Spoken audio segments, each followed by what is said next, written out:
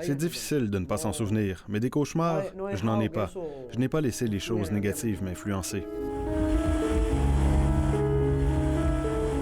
À l'époque, des milliers de Cubains partaient pour les États-Unis dans des embarcations de fortune. Une bonne moitié périssait en mer. Eliane, sa mère et 11 autres personnes sont pris dans une tempête dans le détroit de Floride. Il n'y a que 3 survivants.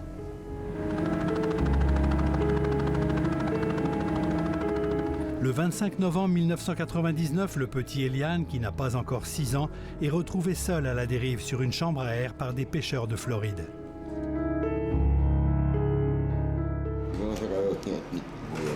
« 16 ans plus tard, Eliane González a du mal à oublier le drame qui a coûté la vie à sa mère, a ému, fasciné la planète et a peut-être changé l'histoire du monde.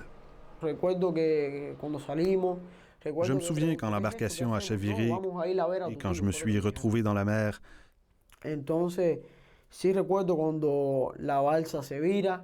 Sur la bouée avec ma mère, elle me recouvrait et je m'endormais. J'étais à moitié déshydraté. Je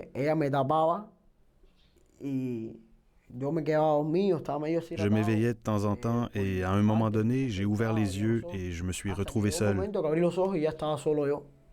Tout le reste, le sauvetage, le transfert à l'hôpital, je ne me souviens de rien. La légende veut que des dauphins les protégeaient des requins. Après ces longues heures de dérive en mer, il est recueilli par sa famille à Miami, des oncles, des cousins. Le père d'Eliane, divorcé de sa mère, ignorait tout de leur départ. Il découvre vite que son fils est vivant.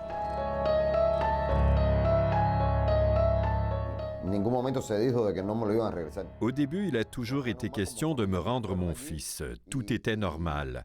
Ma famille a fait tout ce qu'il fallait pour récupérer l'enfant et veiller sur lui. C'est après que tout s'est compliqué. Les groupes anticastristes de Miami s'emparent de l'affaire et s'opposent fermement au retour du petit vers son père à Cuba. Le petit Eliane devient un otage politique, un enjeu de la guerre froide entre Cuba et les États-Unis. C'est là que l'argent, le commerce, la politique contre Cuba entrent en scène. Ils s'en sont servis comme d'un trophée. Ils ont vu comment ils pouvaient profiter de lui et c'est comme ça que tout a commencé. À la télévision, en anglais, le petit Eliane fait une déclaration choc. Il dit qu'il veut rester aux États-Unis, qu'il ne veut pas retourner à Cuba. Maintenant que je suis grand, je revois les images et je me dis, messieurs, vous étiez tellement stupides. Comment un enfant qui a passé moins de 3 mois aux États-Unis, qui n'a même pas 6 ans, aurait pu apprendre l'anglais aussi rapidement? Je répétais ce qu'on me disait. Pour moi, ce n'était qu'un jeu.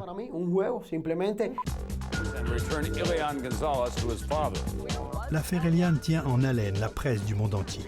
Juan Miguel demande de l'aide au ministre cubain des Affaires étrangères pour récupérer son fils. C'est Fidel Castro qui lui répond.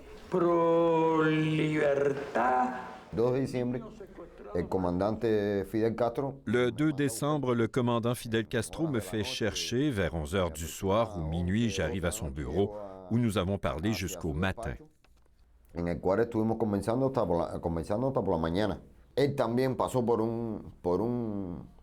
Lui aussi avait connu un cas semblable au mien, précisément avec son fils Fidelito, qui avait le même âge qu'Eliane quand sa mère l'a emmené aux États-Unis.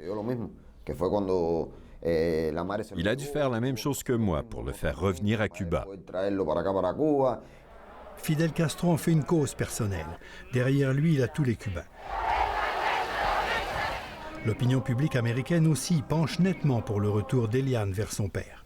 Le gouvernement Clinton est d'accord et finalement les tribunaux américains leur donnent raison.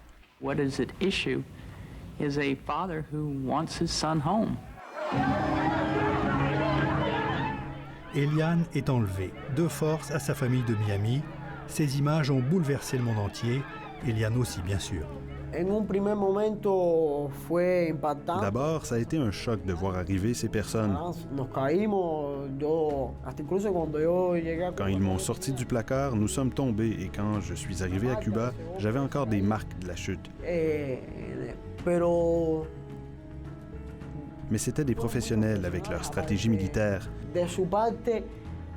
L'opération s'est déroulée de manière très professionnelle.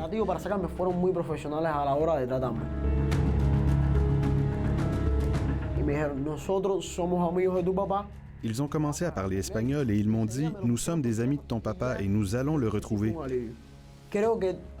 Ils me l'ont passé au téléphone et ça m'a soulagé. Je crois que si j'ai réussi à éviter les séquelles et surmonter tout ça le plus vite possible, c'est grâce au professionnalisme de ces personnes.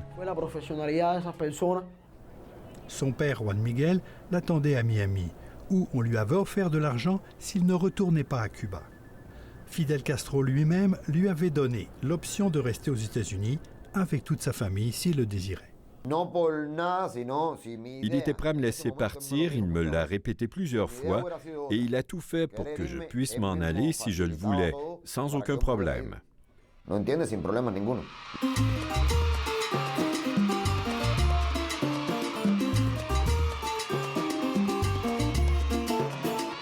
Les González considèrent Fidel Castro comme un membre de la famille, comme un grand-père. Ils se voient souvent. Ceci dit, pas de privilège particulier, la famille vit dans une maison confortable mais modeste dans sa ville d'origine, Cardenas. Et Juan Miguel est toujours barman dans un complexe hôtelier de Varadero. Elian a 23 ans, il termine son cours d'ingénieur industriel. Il va exercer sa profession dans l'armée.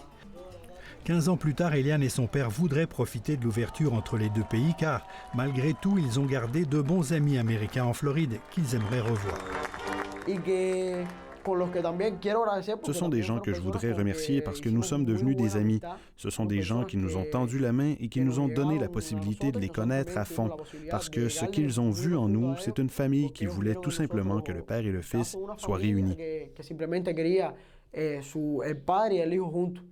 Malgré son statut de héros, son père a tout fait pour le protéger le plus possible de la presse.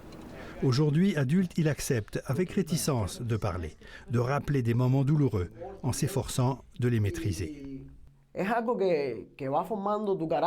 quelque chose qui forge le caractère. Ce sont des expériences, même si j'aurais voulu que rien de tout cela m'arrive. D'abord de perdre ma mère, ensuite parce que je ne voulais pour rien au monde devenir célèbre à cause de ça.